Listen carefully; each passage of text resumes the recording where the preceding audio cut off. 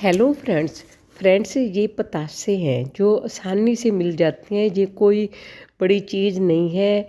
इससे हम एक ऐसा टोटका बनाकर दिखाते हैं जिसे लेने से आपके गले की खराश, जकड़न और जमा हुआ रेशा बिल्कुल ठीक हो जाएगा। आपने क्या करना है, जो पतासे हैं उसमें आपने छेद करना है किसी चम्मच की मदद से या किसी फोक की मदद से। इसी तरह आपने इसमें हम ना काली मिर्च डालेंगे। आपने इसमें 2 या 3 काली मिर्च डालनी है। इसमें जो पुराने बुजुर्ग होते थे ना, वो कहते थे, पहले डॉक्टर नहीं होते थे तो हम लोग यही टोटके अपनाते थे। पहले बीमारियां भी नहीं होती थी, लोग इसी घरेलू नुस्खे के साथ ही ठीक हो जाते थे। आजकल जितने ज़्यादा डॉक्टर हैं उतनी ज़्यादा बीमारी हैं। जो जो पहले पुराने बुजुर्ग कितने ठीक रहते थे, इतनी बीमारी भी नहीं थी। इसी तरह आपने बतासे में मोरी करके काली मिर्च डाल लेनी है।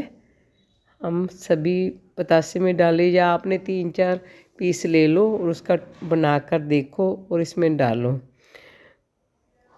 जो आपका अगर गला पका हुआ है, पुरानी खांसी है, या आपकी बलगम छाती में जमा हुई है, तो उसके लिए ये बहुत बढ़िया नुस्खा है। इसे लेने से आपकी बिल्कुल सारी प्रॉब्लम ठीक हो जाएगी। करना क्या है, हमने पहले गैस ऑन कर लिया और कढ़ाई रख दी है और इसमें हमने देसी घी डालना है। देसी घी डाल दो आप, और जब ये घी पिघल जाएगा तो इसमें आप ये पतासे डाल दें। इसे कम फ्लेम पर ही पकाना है। इसका एक बेनिफिट ये है ना, इसको लेने से आपको कोई वॉमिटिंग नहीं आएगी। जो आपका रेशा है ना, वो लैट्रिन के ज़रिए बाहर निकल जाएगा। ये आप ज़रूर लें, क्योंकि आपने इसमें जो काली मिर्च डाली है उसे भी आपने बीच में ही चबाना है।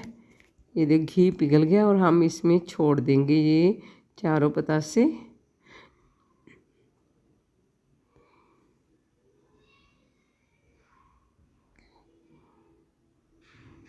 अब इसका थोड़ा सा कलर चेंज होने लगे, जब थोड़ा सा ब्राउन होने लगे ना, तो आपने गैस को बंद कर देना है। अगर इसमें बीज भी मेल्ट हो जाए तो भी कोई बात नहीं है, कि हम इसे स्टोर करके भी रख सकते हैं। कि ये ख़राब नहीं होते। जब भी आपको कोई प्रॉब्लम लगे तो आपने इसे ले लेना है। जब इसका कलर चेंज हो जाएगा ना, तब हमने इसका गैस बंद कर देंगे। और आपने क्या करना है, इस घी को ना इस पतासे के बीच में भी डालना है थोड़ा थोड़ा। जहाँ हमने काली मिर्च डाली है ना, ये थोड़ा थोड़ा घी इसमें डाल दो। ये खाने में बहुत क्रिस्पी लगता है।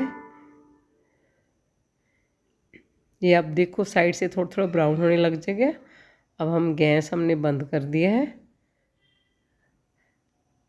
जब थोड़ा ठंडा हो जाएगा ना, तो हम इसको निकाल लेंगे।